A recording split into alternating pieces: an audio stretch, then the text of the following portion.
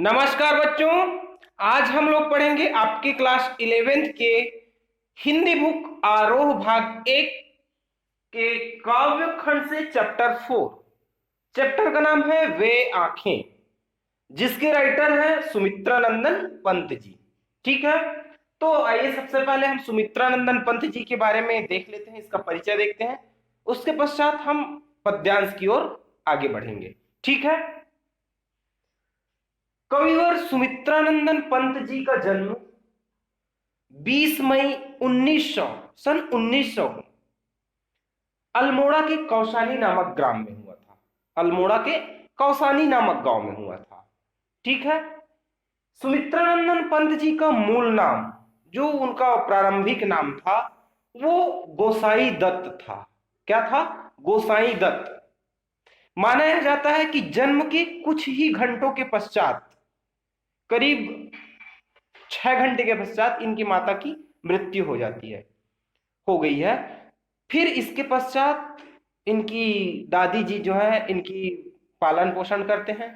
ठीक है, सुमित्रानंदन पंत जी का जो प्रारंभिक शिक्षा उनके जन्म गांव में ही हुआ, कौशानी नामक गांव में ही हुआ, और उच्च शिक्षा इनकी बनारस और इलाहाबाद में हुआ। ठीक है, सुमित्रानंदन पंत जी को प्रकृति प्रेमी कहा जाता है। इनकी कविताओं में प्रकृति प्रेम देखने को मिल जाती है।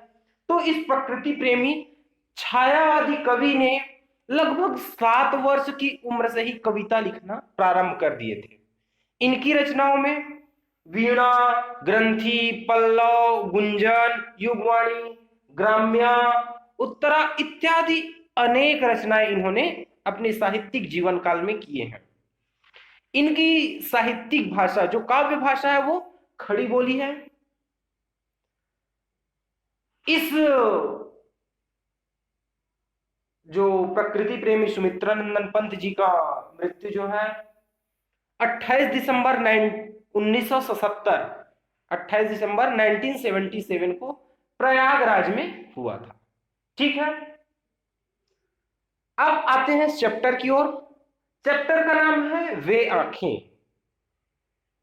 आंख, नयन, नेत्र जानते हैं ना। ठीक है, तो यहाँ पे किसान की आंखों के बारे में बोला गया है। तो इस चैप्टर में क्या दिया गया है उसका अगर एक लाइन में हम देखें संक्षिप्त रूप से, तो हम बोल सकते हैं कि इस पाठ में सुमित्रानंदन पंत जी ने ग्रामीण जनजीवन की यथार्थता मतलब वास्तविकता, ग्रामीण जनजीवन की वास्तविकता का चित्रण करते हुए किसान की जो दयनीय स्थिति है, जो उनकी स्थिति है, जो दर्द भरी स्थिति है, उसके बारे में इस चैप्टर में लिखा है। ठीक है, अब इस चैप्टर की काव्यांश की ओर आते हैं। पहली काव्यांश है, अंधकार की गुहा सरीखी उन आंखों से डरता है मन, भरा दूर तक उसमें दारू, दैन्य दुख का नीरव रोदन। वह स्वाधीन किसान रहा अभिमान भरा आंखों में इसका, छोड़ उसे मझधार आज संसार कगार सदृश बह खिसका। ठीक है, तो इसमें हम संदर्भ लिख सकते हैं।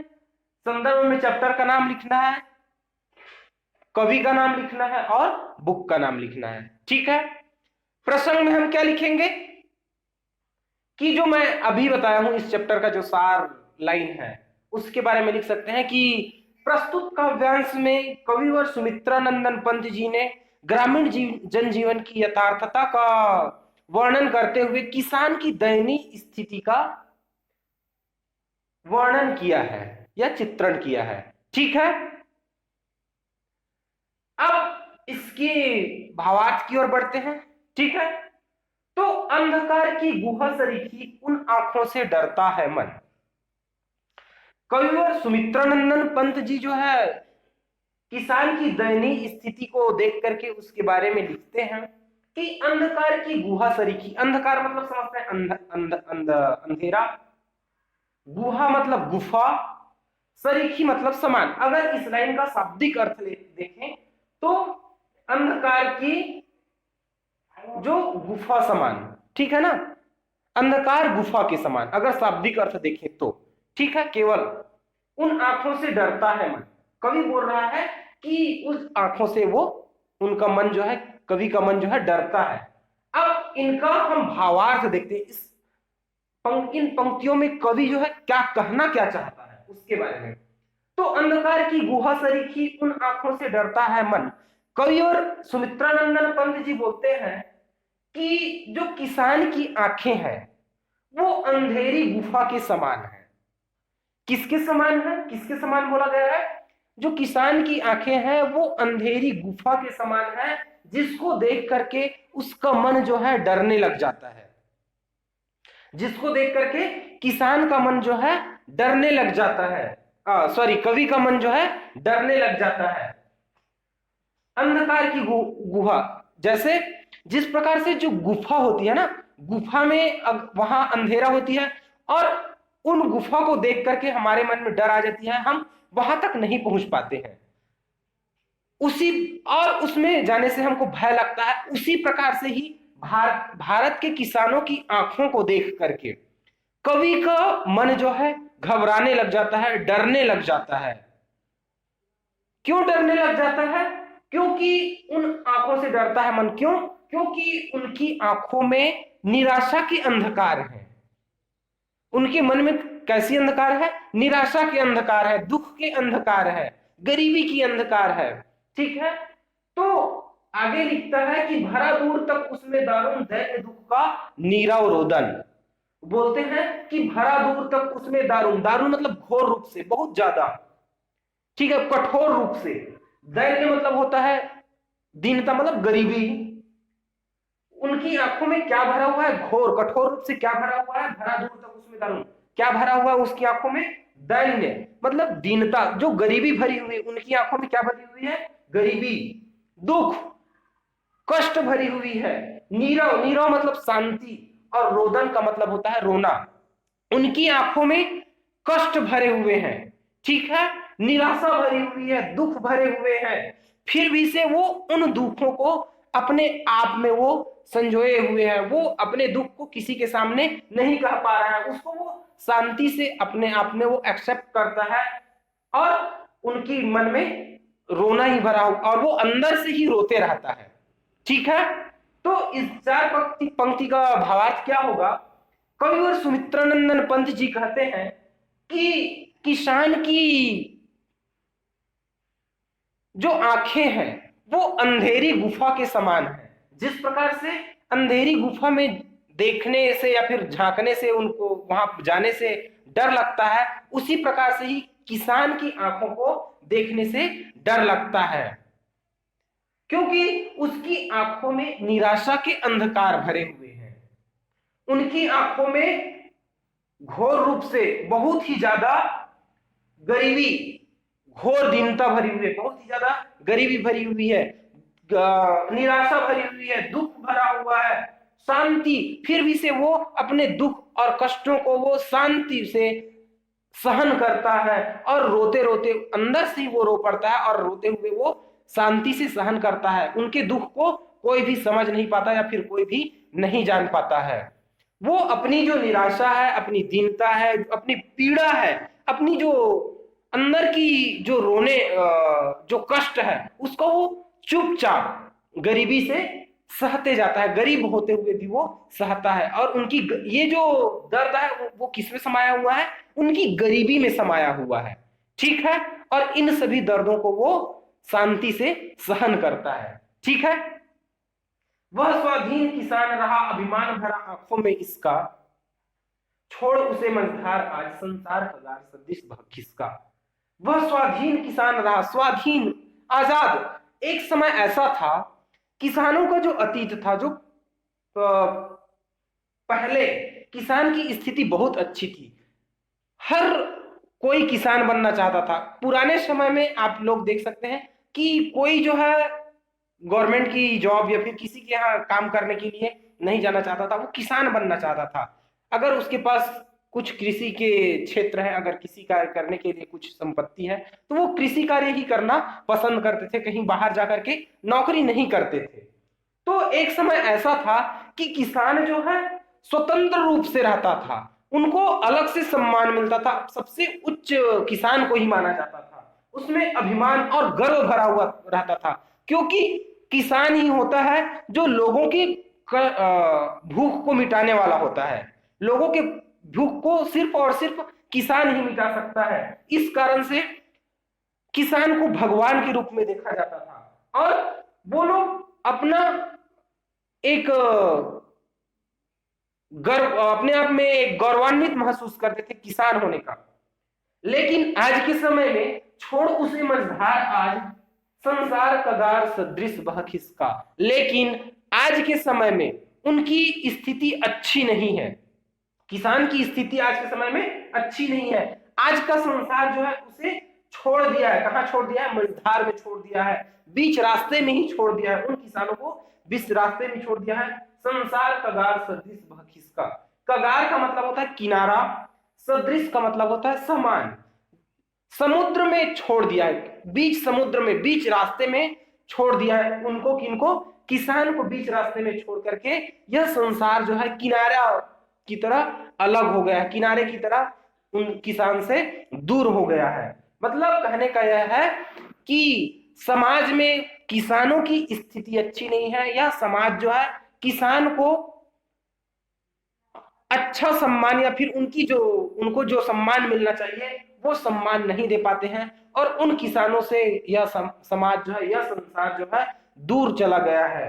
इस प्रकार से वो बोलते हैं कि इस प्रकार से किसानों की इस दशा को देख करके, किसानों की इस दशा को देख करके मुझको भी कष्ट होता है। कौन बोलता है? सुमित्रानंदन पंत जी बोलते हैं। ठीक है, तो इसका भावार्थ हम पूरा देखते हैं एक साथ कि प्रस्तुत काव्यांश में सुमित्रानंदन पंत जी किसान की दुर्दशा का वर्णन करते हुए कहते हैं कि किसानों की आंखें अंधकार भरी गुफा के समान हो गई है। जिस प्रकार से गुफा में झांकने से डर लगता है, उसी प्रकार से किसान की आंखों को देखने में डर लगती है, क्योंकि उन किसानों की आंखों में निराशा के अंधकार भरे हुए हैं।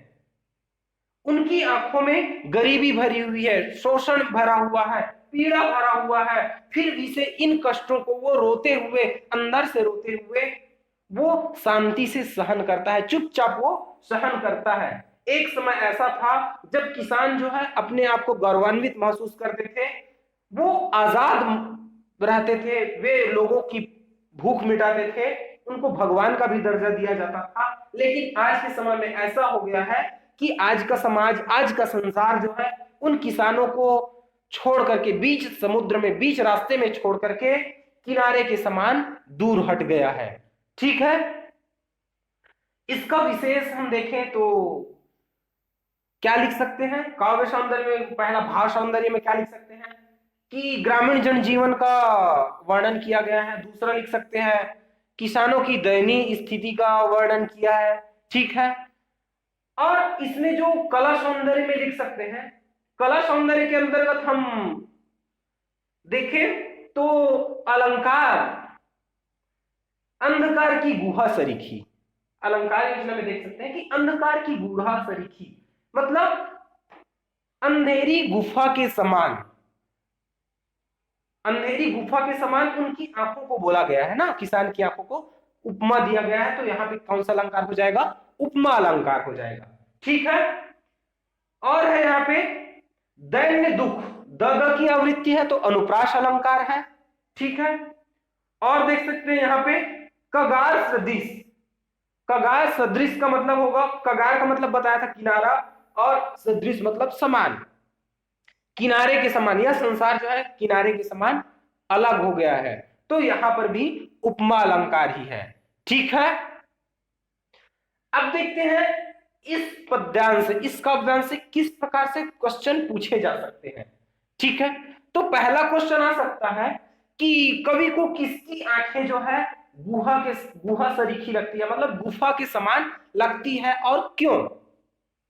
तो इसमें लिख सकते हैं कि कवि को स्वतंत्रता के पूर्व भारतीय किसान की आंखें जो है गुफा के समान लगती है। ठीक है, किसकी आंखें गुफा के समान लगती है? किसानों की आंखें जो है गुफा के समान लगती है। क्योंकि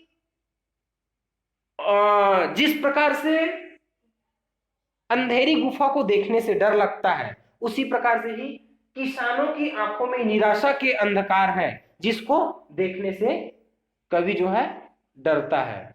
ठीक है।